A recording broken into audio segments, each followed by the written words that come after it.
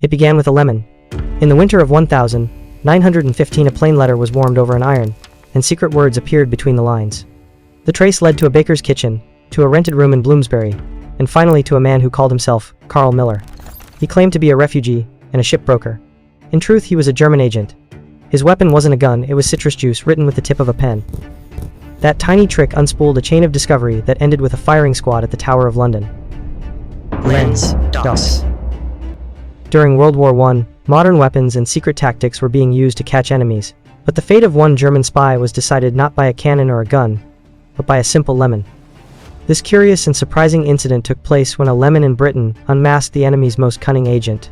World War I was at its height. The air was full of fear and conspiracy.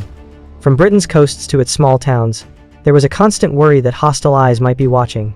According to the UK National Archives, in those days an unfamiliar man with large mustaches and forged papers entered Britain. His name was Carl Miller. It was January 1915. He presented himself as a Russian shipbroker and a displaced refugee from Belgium. In reality, however, he was a covert agent of German intelligence. His mission was to send news of British military movements back to Germany. Miller had no bomb and no pistol. For his wartime cunning, he chose an unusual weapon, lemon juice.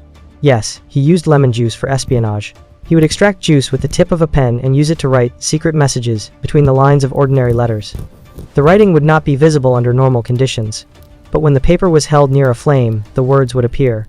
It can be called an invisible ink, and so secret messages were transmitted.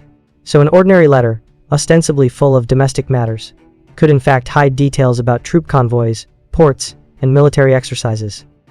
Luck does not always favor the guilty. Britain's postal censorship team was already watching suspicious letters.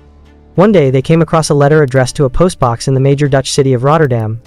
The officers heated it for inspection, and words emerged on the paper.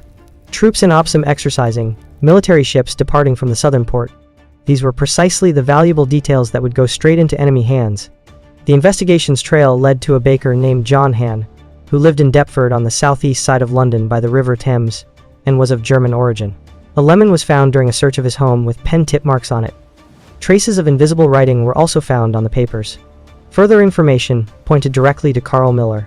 When his room was searched, the scene was astonishing. In his overcoat pocket was a lemon, and another lemon was kept in a drawer, cut and wrapped in cotton. When asked, "Why do you keep these lemons?" Miller replied in an indifferent tone, "To clean my teeth." But this answer was hardly credible, and no one believed it. Forensic experts found particles of lemon cells on his pen. Now, the crime was clear. In June 1915, the trial was held in secret at the Old Bailey. John Han was sentenced to 7 years imprisonment, and Carl Miller was sentenced to death for espionage. On the morning of the 23rd of June 1915, a firing squad stood ready at the Tower of London. Miller shook hands with each soldier, appeared calm, blindfolded himself, and moments later the shots rang out and his story ended. But the truth is, the story did not end there. After Miller's execution, Britain's security agency, MI5, began sending false messages to Germany in his name. Berlin was led to believe that their agent was still alive and active. Money continued to arrive and return. Amusingly, the British officers used that money to buy a car, a two-seater Morris. They gave it a mocking name, the Miller. That car was later used in British spy missions, and each time it left a smile on their faces. This is the lemon's punishment. Thus, a simple lemon, which in ordinary life only brightens flavor, took the life of a spy in World War I. In war or peace, sometimes the smallest, most ordinary thing can reveal the greatest secret.